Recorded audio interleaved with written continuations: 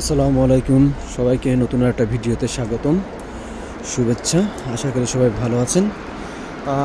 অনেক ঠান্ডা পড়তেছে, অনেক ঠান্ডা। আপনি দেখতে পাচ্ছেন চারিপাশে স্নোফল হয়েছে, আইস বরফ জমে আছে। এখানে ক্যামেরা শ্যুট হচ্ছে, ছবি তোলা হচ্ছে। সো দেখেন রাস্তাঘাটের কী অবস্থা।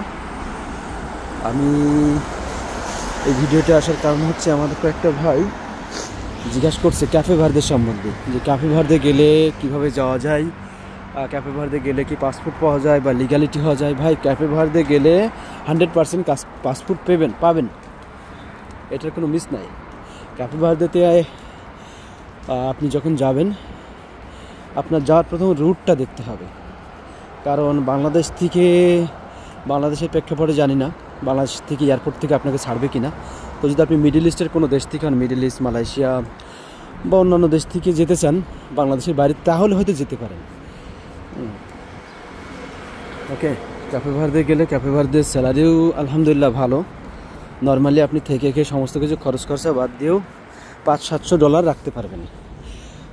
হ্যাঁ, কিন্তু ক্যাফে ভার্দেতে প্রথম যে আপনাকে একটু কষ্টের অনেক কিছু ফেস করতে হবে, অনেক কিছু স্ট্রাগল করতে হবে, অনেক কিছু।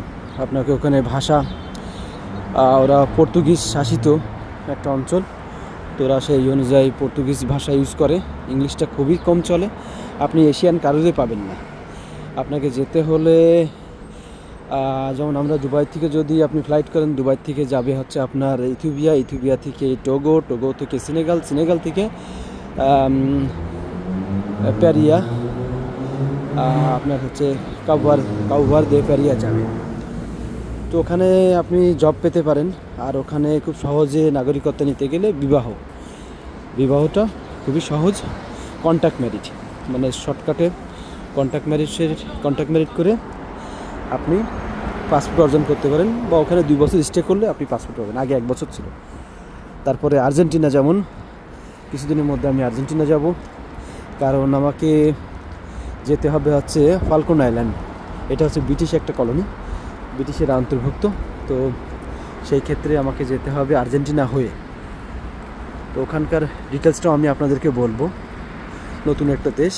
আর ফালকন আইল্যান্ডের ফ্যাসিলিটিটা হচ্ছে স্যালারি অনেক হাই, লোকসংখ্যা মাত্র আমার জানা মতে 23,900 সামথিং। দেশটা অনেক সুন্দর। তো আমি আপনাদেরকে লাস্ট যাওয়ার পরে ভিডিওটা দিব, দেখলে আপনারা বুঝতে পারবেন। তো আশা করি ভালো থাকেন, সবাই সাথে থাকবেন, লাইক এবং শেয়ার করবেন।